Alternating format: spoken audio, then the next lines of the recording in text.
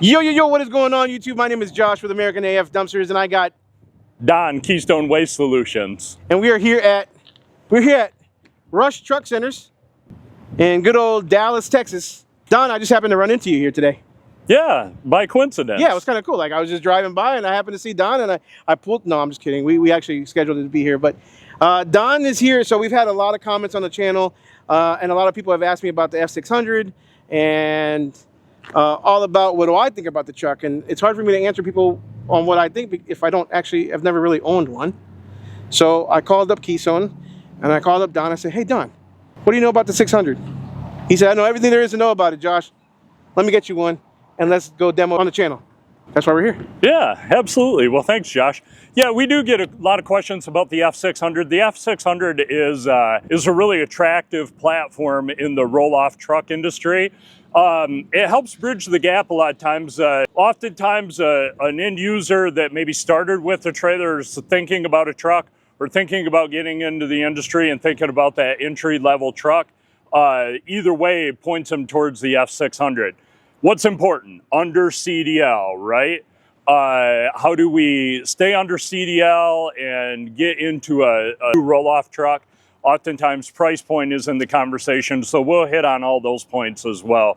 But yeah, F600 to start out, what we generally talk about is 22,000 pound GVWR, which keeps you under CDL, keeps you under that 26,000 GVWR. Looks, feels, smells, even drives a lot like a pickup truck. You can see F-150s over here. You see a lot of similarities. So it's a good rig to bridge that gap coming from a user that's maybe never owned or operated a under CDL medium duty truck. Diesel engine, automatic transmission, and you know, a good price point value. Compared to a medium duty truck, you can save upwards of $30,000 or more.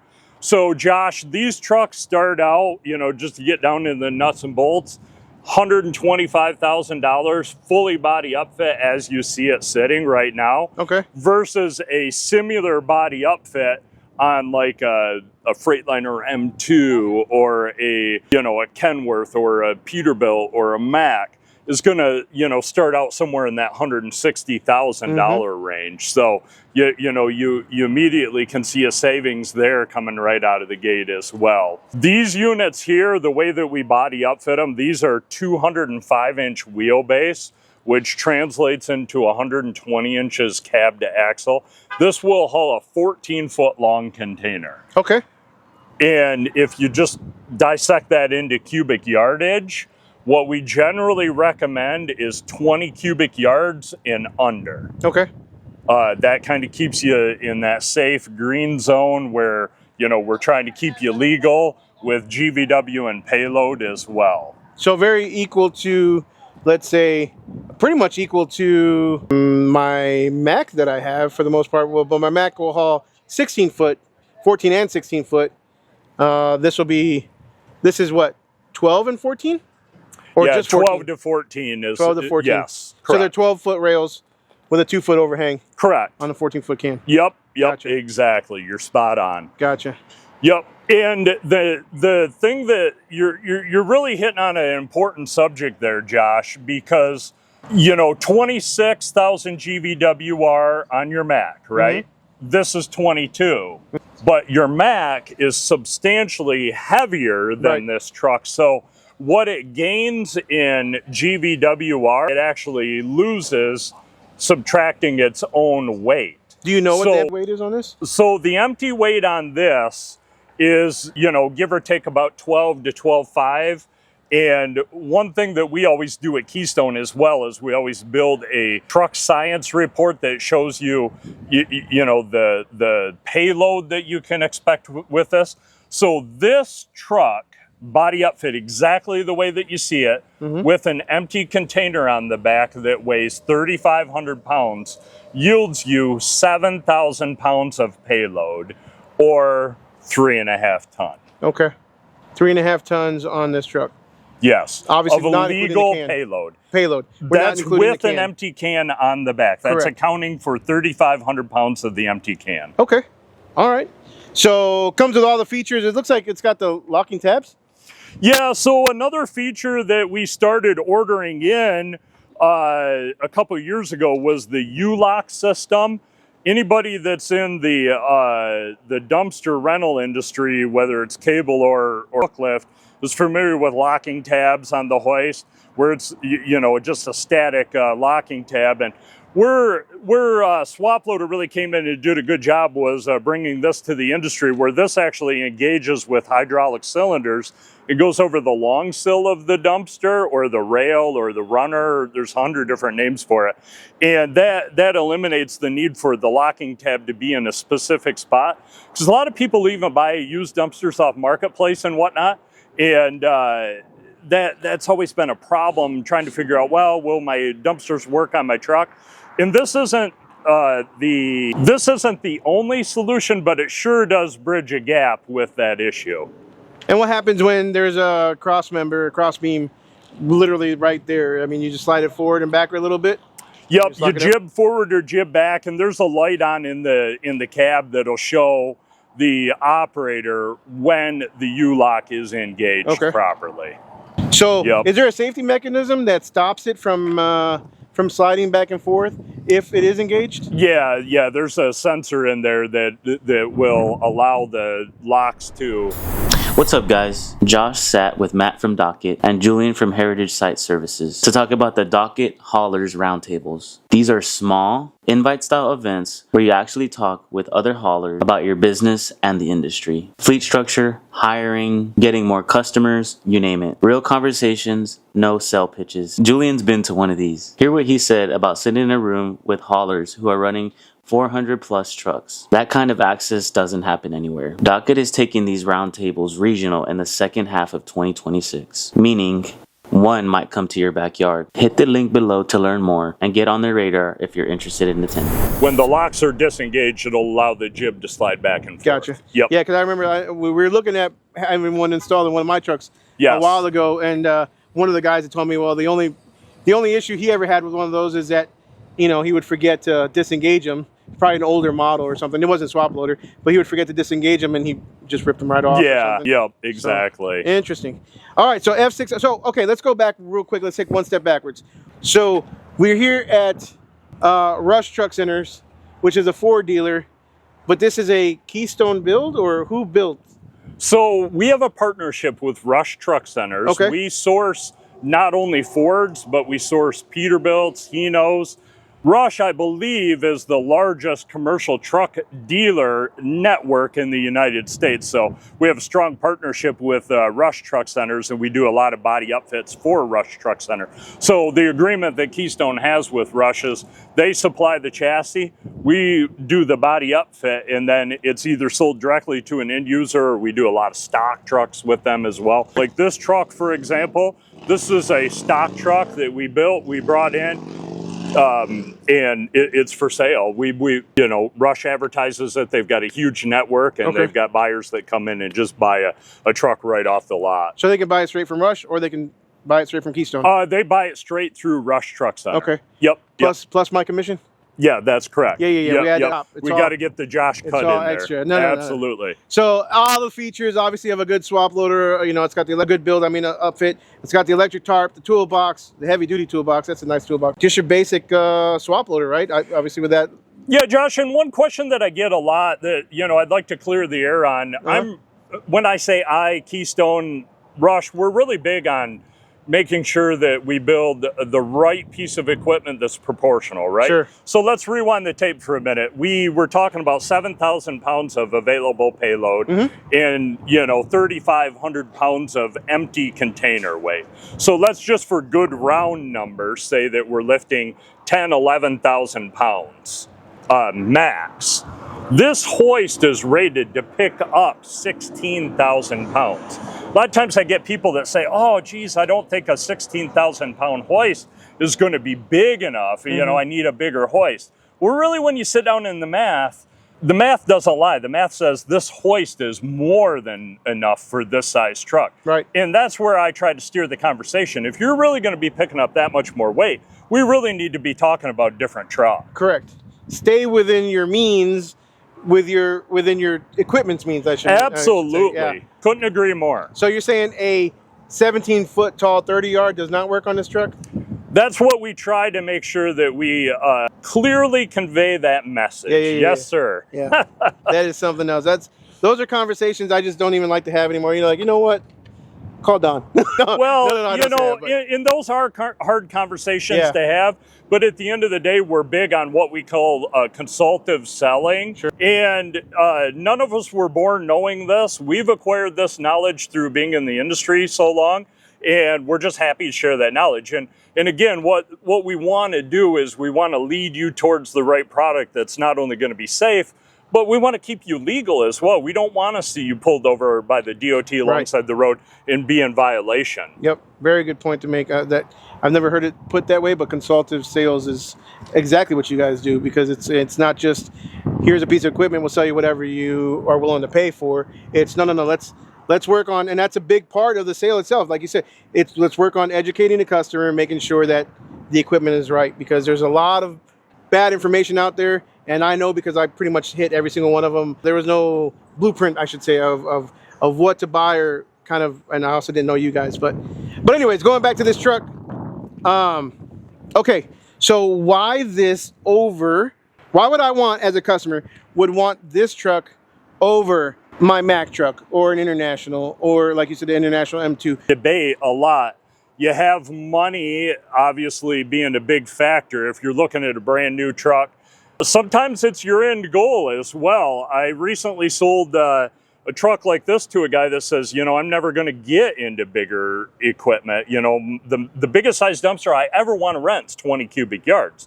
Well, that's not the case for you. Mm-hmm. That's what I started saying, and then I changed my mind. Right, exactly. Well, and I always do challenge people. I'm like, hey, you may change your mind. Right. So, try to keep an open mind about that. Yeah. So that's another factor. Where you at? Where do you want to go in the future? So that's another factor.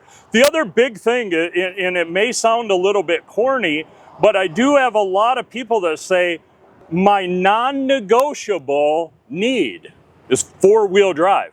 I'm not going to buy a truck that's not four-wheel drive. But when you tell me that really does limit the products that I can sell you. There are medium-duty trucks that you can very special order in four-wheel drive, but the price goes way up on, these units that are... What's up, guys? David here. Quick little shout out to our sponsor, Kim Industries. This is not Kim Industries. If you want to know how it's not Kim Industries, look at this. Look at this tarp. This is one holy tarp. It's bad, but let me show you Kim's. But here we have our brand new Kim Industry tarp. I mean, look at that. Look at the quality. This thing is just beautiful. But yeah, I just installed this bad boy this morning, and this thing is, it is good. It's gonna last us a good long time. Kim Industry knows how to do it on the first go. They get it right for you. Shout out Kim Industries, go check them out. 10% off if you use our discount code. Yeah, go get yourself. Mack, Ford, 26,000 GVWR, 22,000 GVWR. A lot of times it does just come down to buyer preference, budget, what your short and long-term goals are. Do you want to eventually move up into a large truck, what you're running with 22-foot dumpsters? Because if you do, I'm really going to lean you towards buying that true medium duty that can haul a 16-foot can. Correct. Because your hoist can handle 16 through 22 Correct. foot, where this truck is really going to stop at 14 foot, and your big truck isn't going to work well with that 14-foot dumpster. Exactly. Yeah, and you were talking about the four-wheel drive, which is pretty cool. So these definitely have the four-wheel drive versus the big ones. And again, for some of the guys watching, I guess, do you really believe there's a huge benefit on four-wheel drive versus the locking diff for the guys that go to the landfill all the time? How do you feel? Yeah, good question. I mean, I've sold a lot of equipment to end users over the years that had four-wheel drive at one point and then went to a single axle with a locker in the rear end. And I can't tell you, I've gotten a lot of calls from people that said, oh, I just cannot make this single axle truck work. Yeah. You know, the configuration of those trucks is so much different, and the weight distribution, that they generally still get around pretty good in the landfill. Now, some may disagree with that. Sometimes it depends on the condition of your landfill. A lot of people dump in a transfer station and it doesn't even matter, right? But a landfill's not a landfill's not a landfill. We've all been in landfills where you sink up to your knees, and then there's other landfills where it's graded like a parking lot with gravel. So there's a lot of variations out there. Yeah. But yeah, this is a great unit to bridge the gap oftentimes. This unit, I mean, we order them all in with 36 or 54-inch adjustable hook height. We generally push our customers to start out with 54-inch hook height, because then if you do move up into that medium duty or ultimately that class 8 truck, you can still work with 54-inch hook height, where you get ruled out with 36-inch hook height very, very quickly. Correct. All right. How about we take her for a spin? Yeah, absolutely. Awesome. Let's check it out. First thing that's the most important is cranking up the AC in this unit, because it's over 105 degrees in Texas right now. So F600, the neat thing about this for somebody that's never been in a medium duty truck before is it still feels, drives like a pickup truck. The steering wheel, the ergonomic controls, the HVAC controls, the dash, everything really still feels like a pickup truck. So super user friendly. Ride quality, certainly going to notice some differences between your standard pickup truck, but overall these trucks do ride and handle really nice. They've got a pretty good turning radius for this size truck. Oftentimes customers are buying these and still delivering in residential areas or really tight commercial spots where maneuverability is still a really big deal. And again, going back to the four-wheel drive, you got push-button four-wheel drive. I've had customers tell me, hey, I got to have four-wheel drive to back up steep driveways. Had a customer that was out west and a lot of snow and a lot of steep driveways. The only way he could get up those was with his four-wheel drive. Automatic transmissions got you know, all the ergonomics on the steering wheel, super user friendly again. To operate the Hoist, one of the other major differences between this truck and a 26,000 pound GVWR medium duty truck is those trucks generally have like 2 captain seats with a big empty center console. This is a little bit more tight on space in the F600, so you've got your hoist controls in between, and a lot of these we've gone to the electronic controls. They're very easy to use and they take up, as you can see, very little space. The other big selling feature to this truck is, compared to the Chevy or the Ram version, these trucks and the configuration with the transmission allows the PTO to operate in drive, neutral, or reverse. So anybody in the industry that's talking about having a live PTO that's a transmission mounted PTO is going to find that appealing with the F600. It's basically a miniature version of what you'd find on a Allison 3000 or Allison 4000 series truck in the larger medium and heavy duties. So that's really appealing and super user friendly. Shout out to Fleet Pride Truck and Trailer Parts. When it comes time to talk about the function of running the hoist, that's really the core piece that we want to highlight today. You know, again, the F600 is a very, very user-friendly operation. You've got your auxiliary switches up here that are set up from the factory from Ford. Many body upfitters, not just Keystone, we use auxiliary number one, and that engages your PTO on your transmission. And then you've got, you know, up to 6 auxiliary switches to add in. Switches for strobes or different lighting accessories, basically anything that you want. Ford does a good job with those auxiliary switches, getting those added in. But from there, our PTO's on. We can tell that from the light on the dash. And we've got 3 functions on our controls. We've got our body lock or U-lock, lock and unlock. We've got our jib, extend and retract, and we've got our lift, extend and retract. So you can see just the ease of operation with the simple toggle switches, how easy these are to operate from inside the cab.